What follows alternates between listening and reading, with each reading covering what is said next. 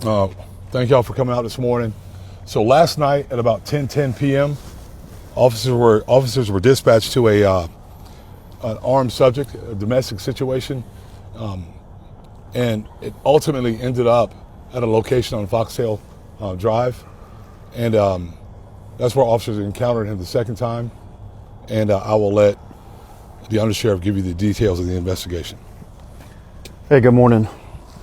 So last night at approximately 10:10 p.m., officers responded to a call of an armed domestic violence call in District 6.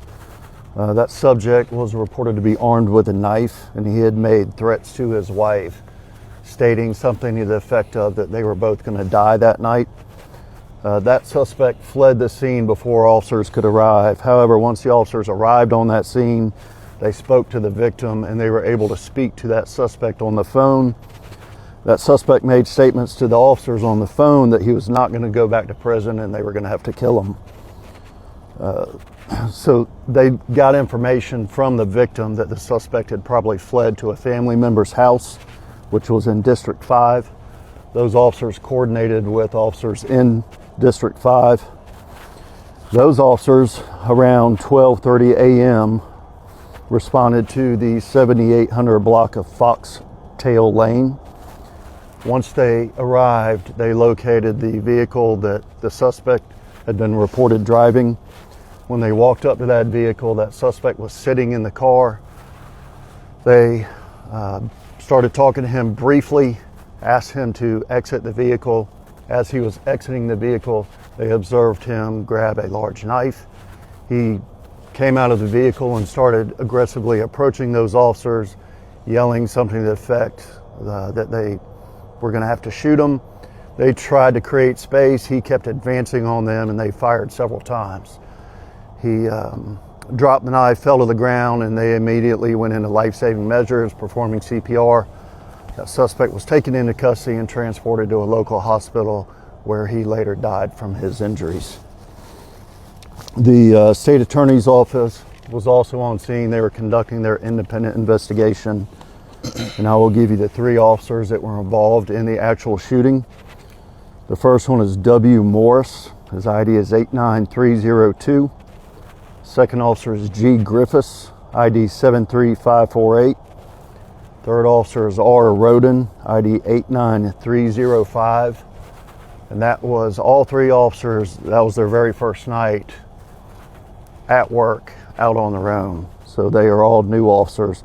That was also obviously their first officer involved shooting. The suspect's information is Jose Cabrera, Cabrera. He's a 62-year-old Hispanic male.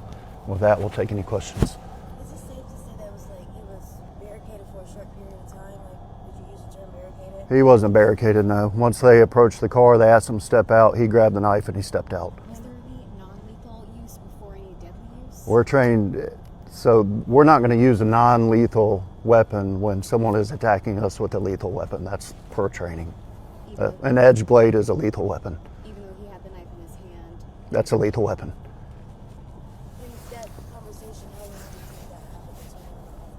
It was very brief. They walked up, saw him in the car, asked him to step out. He grabbed the knife and stepped out. Sure, TK, if I could ask you, I know about exactly like a month ago when there was an officer involved shooting, you did say something that you have noticed when it comes to all of these is that the suspect has been armed. Can you speak on that again? Yeah, I mean, in this case, the Undersheriff was talking about it. When the officer walked up to the car, he saw him in the car. He asked him to step out. And when he grabbed the knife, he said, "Don't grab that." He told him not to bring it out with him. He did it anyway. And then you leave him with very little choice. When you're advancing toward a police officer holding a knife, the result is going to end up pretty much like it is. It's concerning, of course, when we run into these type situations, but they're trained professionals to take care of themselves, take care of the community, and they're going to do that. Just to confirm, this is the fifth officer involved shooting? This is the fifth. Second this week? Fifth this year, second this week, yes. Do you have anything to say about that? The situations are dictated by the individuals that we come in contact with. If we're talking to you now or anyone at this point and someone produces a weapon, the whole situation changes. And that's what happens there. They're not going there. They know that there's a possibility that there's going to be violence because they know the initial call, right? They're not going there to do that. But when it rises to that level, you have a couple of choices. You can let that person stab you, or you can take action and end the threat. You mentioned this was all 3 officers' first night on their own. Do you think their lack of experience in the field has anything to do with what happened last night? No, I think it has nothing to do with the lack of experience. I mean, they're trained. They've been very well trained. They all saw the same threat, and they all took the same action. So that goes to the training. That goes to what we do and how we train. I think it has nothing to do with that. I think it's the situation. And oftentimes, sorry about that, oftentimes do not lose sight of this. The people that we come in contact with dictate what happens. We don't dictate that. We have to respond to what we're seeing happen in front of us. And that's what they did tonight. And I'm sorry, I know it's still pretty early, but any chance it was a mental situation or anything like that happening with him? It's possible. That's part of the investigative process. Is the victim safe? Original? Yes. Yes. Is there going to be any sort of counseling services for the officers? This was their first night. I'm sorry, I can't say it Will one there time. be any sort of counseling or any sort of thing like that for the officers? So yeah, we've been very intentional about opening a wellness section for our officers. One, we want officers to be taken care of so that they can take care of the community that we serve. So that stuff's available for them. They will see someone prior to returning back to work and go from there. And if they're not ready, then we'll deal with it as it progresses. Are they going to remain in the same division that they are right now, or are they going to be transferred to They're- a new one while this? No, they're on admin leave right now, which is standard, but they'll come back to patrol when they're finished with admin leave. And Sheriff, I know last time we did speak about this, you did give the community a warning, like, hey, don't pull weapons on officers or anyone in that case. However, it is still happening. Would you want to reiterate anything about that? I don't think there's any more to say. I mean, it's. I think everyone knows this. I think everyone knows that when you find yourself in a situation where you're dealing with the police or anyone for that matter, you shouldn't pull weapons on anyone. But if you're in a situation where you're dealing with the police, let's try to solve it and resolve it peacefully.